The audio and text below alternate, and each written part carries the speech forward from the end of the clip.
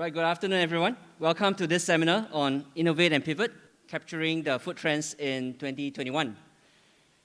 This event is co-organized by IPI and the Singapore Food Manufacturers Association, SFMA. Let me now invite Mr. David Tan, President of Singapore Food Manufacturers Association, SFMA, and also the Managing Director of PAR International Holdings Private Limited, to give us the opening address. David, please. Dear members and fellow food manufacturers, thank you for attending the sessions today. We are excited to embark on an innovation exploration journey, partnering IPI Singapore, where you will be able to have a face-to-face discussions with IPI's innovation advisor on the topics of, first, food preservation, second, ready-to-eat products, third, plant-based food, and lastly, food for the silver generations. In the recent Budget 2021 announcement, strong emphasis has been put into innovation to help our enterprise to innovate, transform, and grow, of which the government highlighted 3 key platforms to drive innovation ventures, which is the Corporate Venture Launchpad, second, the Open Innovation Platform, and Global Innovation Alliance. The Singapore Food Manufacturers Association now stands at about 430 members strong, with 54 years of experience in the sector, is committed to help our member to uplift their capabilities in the area of innovation, internationalizations, productivity, and job and skill. Our collaboration with partners like IPI Singapore will enable us to push and test the boundaries in the food manufacturing sector-related innovation by leveraging their strong networks via the Open Innovation Platform and also the approach to the innovation framework to guide our companies on how to handle innovation. Other areas include the adoption of more sustainable energy sources in line with Singapore Green Plan 2030, where we can look at ground-up projects partnering both government and private sectors. The 5.4 billion job skill package will also enable our staff and workers to upgrade their skill and to take on more value-added works to help our companies explore untapped opportunities. Lastly, I would like to thank IPI Singapore for putting up these sessions together with Mintel for supporting this event with trends and insights to help our companies better focus on their key target areas. Thank you.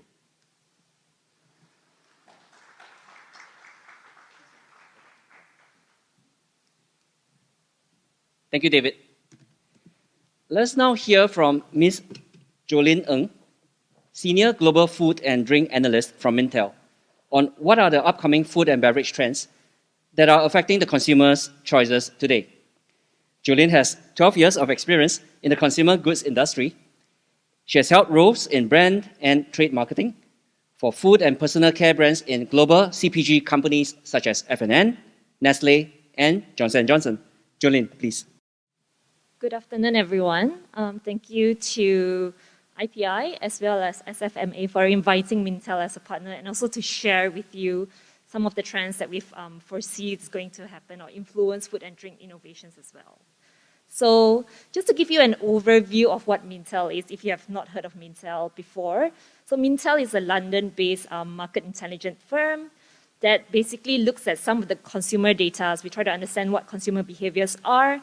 And we've also tracked a lot of the product innovation when it comes to food and drink. And we've uploaded up to 40,000 products onto our system on a monthly basis as well. And that is where we kind of shape how the innovation trend is going to be, and we kind of forecast some of the innovations that we've seen and observed as well. So that being said, a lot of the food and drink trends are rooted in some of the consumer behavior changes. And let's not forget that 2020 has caused a fundamental reset in human behaviors.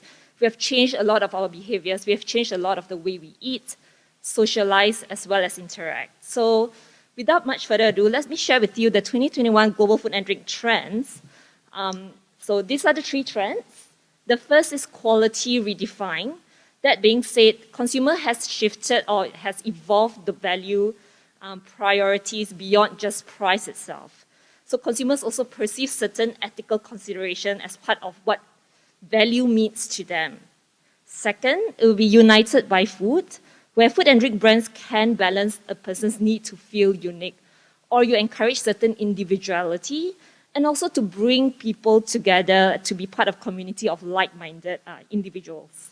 So brands can also think about how you could create certain dialogues and conversation, and this can help your ideation as well. And last but not least, over the last few years, we talk a lot about physical health. We talk a lot about healthy aging, pro-aging. We talk a lot about gut health as well from a personal health perspective. This year, we have identified that given the whole effects of pandemic as well, food and drinks will be accepted as solution for mental as well as emotional well-being. So people will look into food and drinks as part of their solution for their holistic wellness and health. So let's move to the first trend, quality redefined. So what are the key actions to take for quality redefined? So basically the now, looking at what's the short-term solution, is really to offer benefits to support in-home living. So how brands can actually satisfy consumers' need to make sure that the quality is there. But on top of that, it needs to be creative as well. It needs to be experiential for consumers to want to use it, as well as offering some affordable luxuries. Next is really how ethical behaviors can help define quality as well. So in addition to the current product features, like convenience, for example, price and certain benefits, consumers will expect certain responsible business practices. And in our consumer data as well, some of the keywords that they have said that our priority is pretty much safety as well as hygiene. So those are the important things that consumers are looking for over the next few years. And last but not least is really to think about science and technology, the role of science and technology, to invest in equitable and affordable nutrition. So what do we mean by that is consumers will expect more accessibility to healthy food, and as well as looking at how sustainable nutrition will be more affordable, not only to developed countries, but to developing countries as well. So some of the application we have seen or we have observed when it comes to quality redefined. So the now is really to zoom in on the essentials. So when you talk about essentials, what do we mean when we talk about value? And this is an example from a brand QP, which I'm sure we all know. And what they do is basically they've recently also changed their packaging to ensure that it extends the shelf life of its product by another additional 6 months. So that's also how consumers might perceive what value is as well, because the product actually lasts longer by actually eliminating or reducing the amount of contact with oxygen. The next, plant-based. As we spoke just earlier as well with some of you, we talked about how plant-based is a hot topic right now. And more than just appealing to the sustainable-minded, it also needs to expand to more affordable offerings. And particularly so in this region, we need to think about offering formats that are relatable to the cuisines that we eat, beyond just burger patties as well. And this is an example of a local player in Thailand that actually positioned their product as half the price of a regular Beyond Burger patty in Thailand. And last but not least, when we look at the future forecast, it's really to lower price barriers and expand affordable, sustainable nutrition. So an example of this is Nestle Ceravita, which is available in Southeast Africa, and it's fortified with certain nutrients that consumers there actually need, and they price it at 20 to 25% cheaper than similar products available locally. So it's really to think about how you actually offer nutrition, not only functional nutrition, not only to people who can actually afford it, but it's also to make sure that it's available and accessible to everyone. So moving on to the second trend, united by food. where we talk about how food and drink brands can actually balance a person's need to feel unique and special, but also create a community of, with people of similar interests. So the now is really to celebrate individuals' unique passion. So this is something that I think we've all gone through as well over the last year. Things like we learn how to bake, we learn how to cook, because a lot of the activities that we've done pre-COVID was not something that we can't do anymore, like traveling, for example, or certain outdoor activities. And it's really to help for brands to actually support consumers to discover new hobbies and make it a seamless experience as well, and express their faces of their personalities through food and their food and drink choices. The next is really to create community around common interests.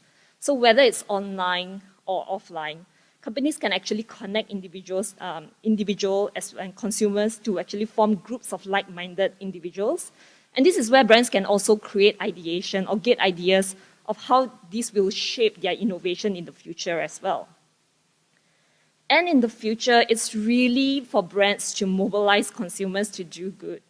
So brands can actually act as facilitators to help consumers become part of the change they want to see in the world.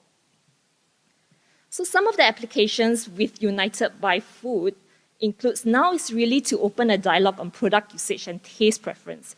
So it's really about understanding what consumers want and how will that kind of change the way or evolve the way you innovate your products as well. So Anton Buck, a chocolate brand, has a taste navigation system and it scores to fit certain personality. So they talk about, very similar to how wine talks about certain flavors, like what level of cocoa it has or how fruity it is as well, of the bitterness or the flavor, and as well as the texture. So the next is really to build brand community to establish new business model. So this is an interesting brand from China. So it's Adopt a Cow. So they only sell fresh white milk in the subscription format online. And what they do is also they have a user community. So what they do is they create certain simulation games. They also share membership service. And more importantly, they actually share data of the well-being of the cow and how the cow is being raised. And they actually have cameras on the cow so that people who actually subscribe to this milk can actually look at the condition of the cows and how it is being raised as well. So this kind of shape how new business models will change in the future. And last but not least, the future forecast is really to help mobilize consumers to do good. And how this is an example from Norway where they actually mobilize its online and offline communities by sharing more recipes to encourage them to switch to more sustainable food as well. Moving on to the last trend, Feed the Mind, that talks about how food and drinks will become accepted solution for mental as well as emotional well-being. So the now is really to look at the process of all the moments of comfort as well as support. And this can be done through rituals as well. So we talk about how, for example, if you look at the picture of a person making tea or you having coffee in the morning before going to work. So it's more about encouraging a certain occasion as well as the methodology behind the occasion itself. How do you prepare it? And it often offers a moment of escape as well.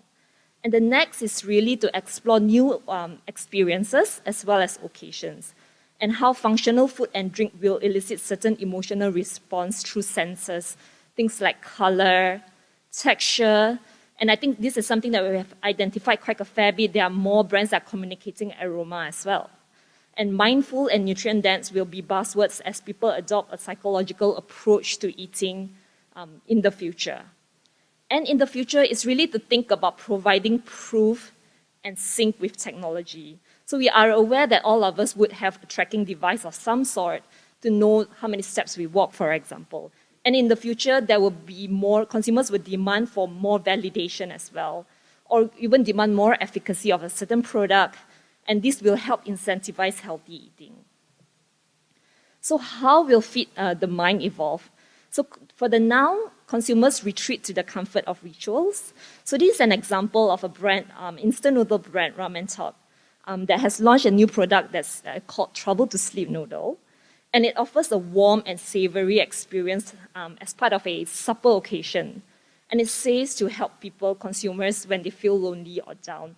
And this is particularly relevant for Chinese consumers because in our globalized data as well, 6 out of 10 Chinese consumers say they can't sleep because of stress. So, they have looked into this insight and kind of create a product that is specific to a certain occasion. And the next is really more brands will elicit emotional support or connect with consumers emotionally through different multisensory features as well. And this is an example of a chocolate ice cream, Morinaga in Japan, where it offers a different multisensory experience. And they pretty much put a ASMR logo there as well to tell you that the texture will create certain sounds when you bite onto that product. And last but not least, technology will continue to play a larger role in food and drinks as well. And how offline store will actually convert to be more of an experiential place, and how certain restaurants will become more than just a place to dine. It's also a place to experience certain things as well. And this is an example of a bubble tea lab in Shanghai that's basically a concept where it has art space as well. It encourages consumers to innovate different bubble tea as well. So instead of just buying a regular tea, for example, it's more about how can you be part of the experience, or you be part of the change there as well. So to summarize it all, so these are the 3 trends that we have identified for 2021. So the first is feed the mind. So beyond just physical health, consumers will actually look into food and drinks as part of a mental wellness solution as well. And consumers' trust will be won through functional ingredients, the need to show efficacy as well, empathetic marketing, as well as recognizing the role of science and technology. Quality redefined, that talks about the road to recovery from the pandemic will shift consumers' value priorities beyond just convenience, pricing, but also safety and hygiene. And United by Food is really how food and drink brands can actually play a role in encouraging a person's need to feel unique, as well as to be part of a community of like-minded people. So thank you very much. That's all from me today. Thanks again, Jolene, for the insightful sharing on the 3 trends. Looking forward to the active interaction and discussion also with the members. Having heard from Mintel earlier about the food trends, our panel will now discuss about how companies can innovate and pivot in view of these trends. Moderating the session will be Mr. Shivandu Nakani, or Shiv. Shiv is an industry veteran with over 25 years' experience in the FMCG space. In his last corporate role, Shiv was the Vice President of Kellogg's Snacks business across Asia-Africa region. Prior to that, he was the Commercial Director of Procter & Gamble, Asia's snacks and pet care businesses. Shiv is also an innovation advisor of IPI. Let me now hand the time over to Shiv. Thank you, Ike. Good afternoon, everyone, and a warm welcome to the session and a warm welcome to the whole panel. You've already seen and heard David and Jolene, so I would like to introduce Lapwai, who is the CEO of IPI. So we are extremely privileged to have such an experienced panel. So let me dive right in. Maybe I'll start with you, Lapwai. Could you tell us a little bit more about IPI and also how IPI can help food SMEs to embrace innovation? Certainly. Thanks, Shiv, for the introduction. First of all, I would like to thank all of you for attending this event, and also like to thank David and also SFMA for this joint collaboration. Also like to thank Mintel for supporting this with all this consumer, or rather with the food trend. Before I talk about IPI, I'd rather talk about the big picture. I think today we are talking about food manufacturers and also their food service providers as well. I think you personally, I feel that you are in a good space because economy is going back to normal. But it's more important, if you look at the big picture, particularly in Singapore, our government is pushing for the 30 by 30 target. I'm sure all of you are fully aware. So we want to have 30% of our nutrition to be self-sufficient by 2030. It means great opportunities for people who are in the food space, whether you are in agri, aqua, food manufacturing, or food services. So what IPI can do is, I think IPI is in a sweet spot as far as food and in particular innovation is concerned.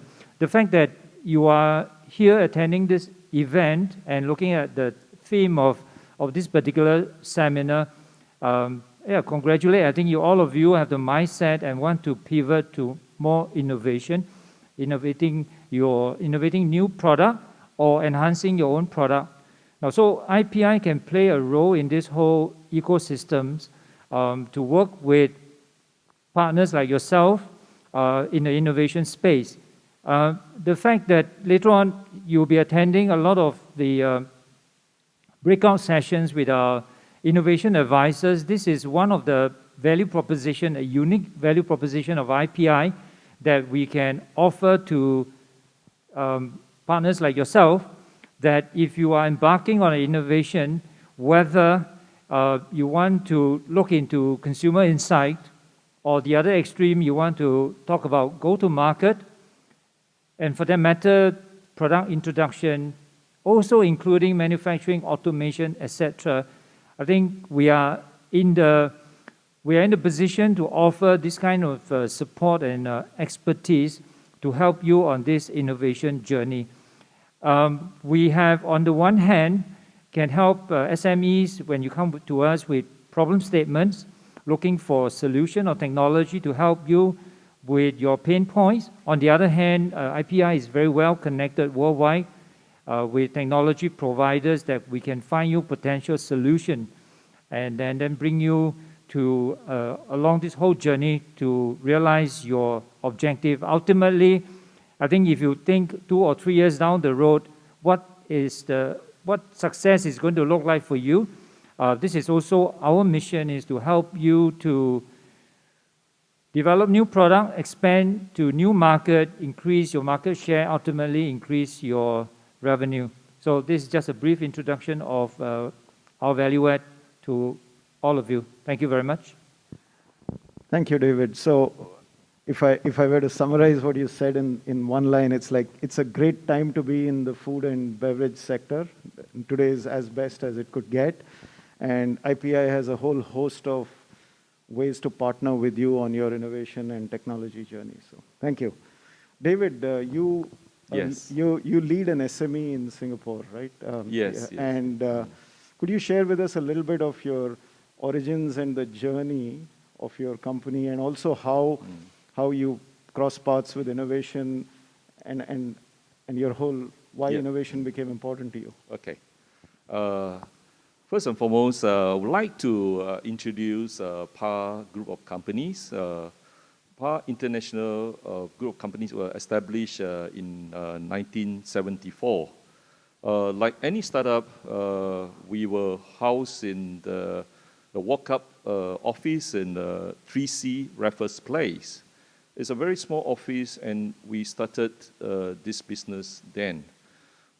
Today, we actually have diversified into commodities for food, feed, and also for industrial.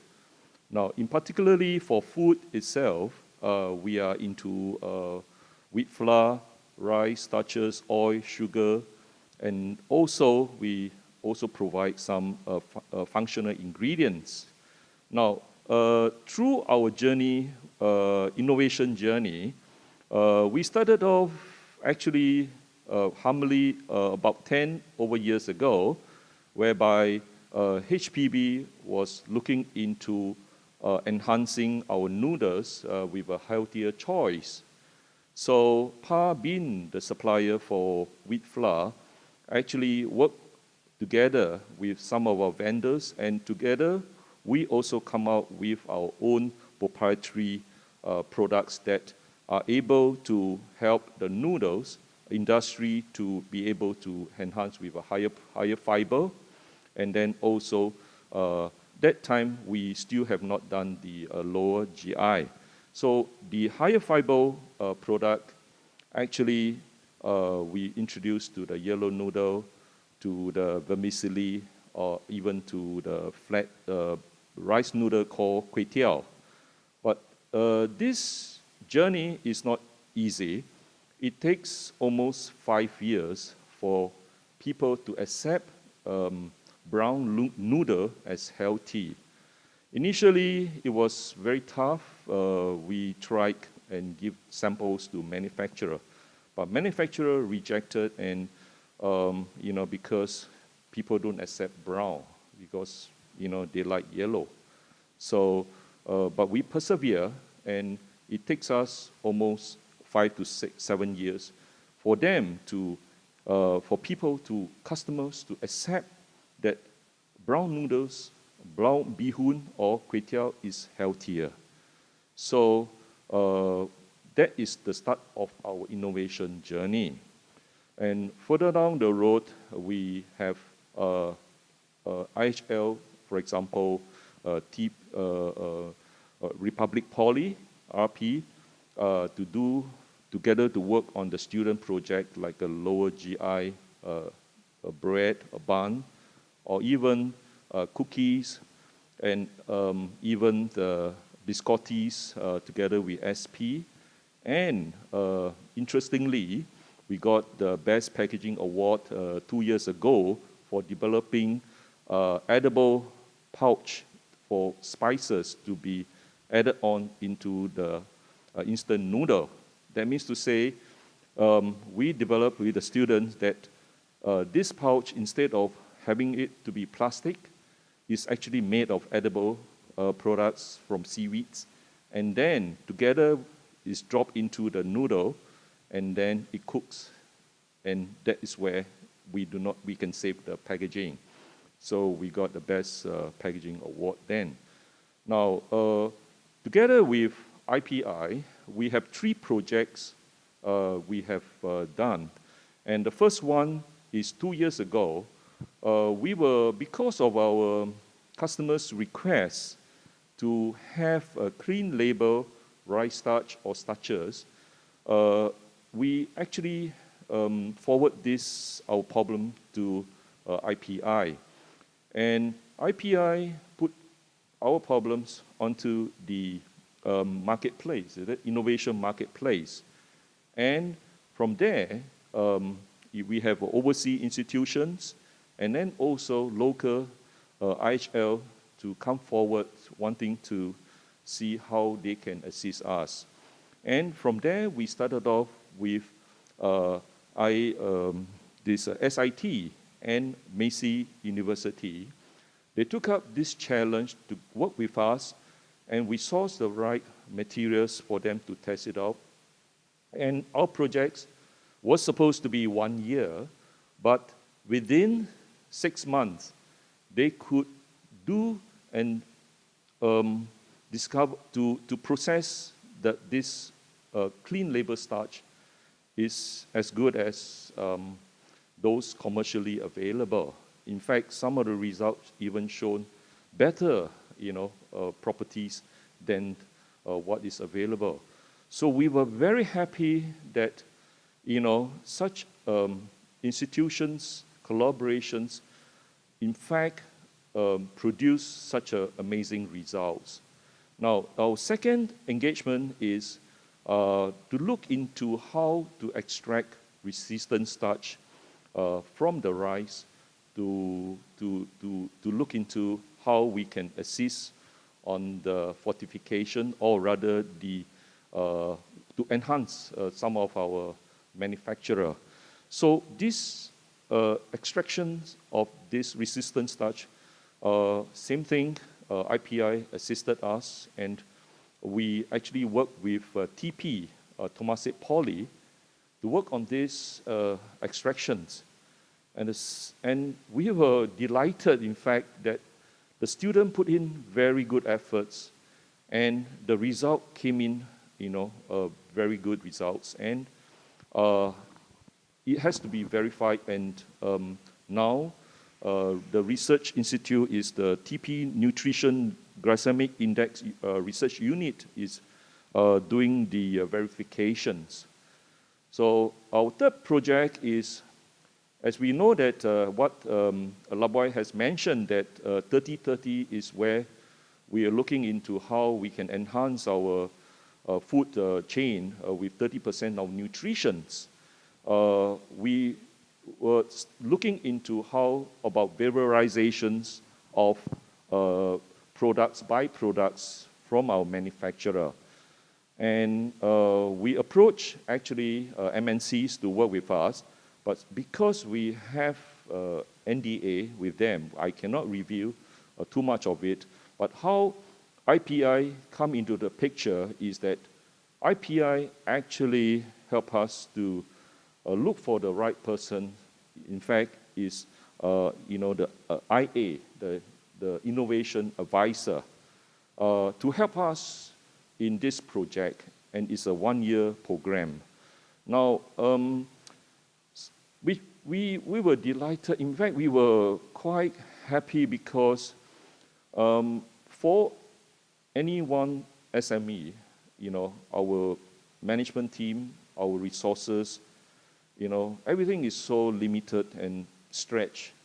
And especially during this COVID situation, we have to engage our own business, exports, and even the resources that been delayed, and some countries are not coming in, and so there's a day-to-day operation that is burdening us. But we decided to move forward, and in fact, engaging IA Dr. Rebecca, really helped us tremendously. Now, for us, we have to, because it's our job to do our job to make sure that the product has to be done properly, to do some basic research, and also we have to let Dr. Rebecca knows our vision, what we want, and then we tried out ourselves, and it's for her to giving us to test it out products. Hey, is this okay? Or not to get her to do work for us, but rather we do the work, and she gave her comments and she guided us. So in terms of formulation, in terms of process, and also very importantly, the market. For us, what is the application? Where can we, apply to? So, Dr. Rebecca, we'd like to thank you very much for assisting us on this. Now, very important is AI help us to cut down our learning curve and also to speed up our process. So this is something that I would like to thank IPI for arranging such an amazing team and for us. Thank you very much. Thank you. That's a lovely story of passionately believing that innovation is needed and make a difference, but then being very open about going about it with all kinds of partnerships with IHLs and IAs, etc. Thank you. So Jolene, what a lovely presentation on trends. Thank you. Shiv. From your vantage point, because you see so much going on, right? What would be the one or two things you would say are most relevant for Singaporean food manufacturers and food players to innovate on? I would say that I'm going to be quite unbiased with the trends. I'm going to say that all three trends are very, very relevant. And obviously, coming from a standpoint where it really depends on the kind of categories that you are looking at as well. But what's more important is Singapore is one of the more progressive countries in this region, where a lot of companies, big companies, are also setting up their innovation hub here. And more importantly, what we have observed is also a lot of the food technology and biotechnology, when it comes from a food innovation perspective, are also setting up their companies here. Singapore is one of the first countries, or the first country to actually commercialize cell-based chicken. I don't know if any one of you have tried it in the restaurant. So yes, I do think that when we run through the three trends, what are the key takeouts, I would say, is to look at the next and the future bit of it, and really to think about how can you innovate in that space, using science and technology, urban farming. When we talk about, the 2030 or like 30% of food supply, locally. So those are the key takeouts, I would say, to think about the science and technology base of it. And the next is really to think about how can you also in the next 2 years to think about how can you innovate for that market where consumers are beginning to move back to or go back to their usual life as well post the pandemic. Thank you. So there's still lots to do for Singapore as a market and go beyond the core and embrace technology, but also partnerships where people are already embracing the space in the value chain. So thank you. Any questions from all of you? All right, there's one for you, Lapwai. What are the common pitfalls SMEs should look out for while innovating and pivoting to meet the upcoming food trends?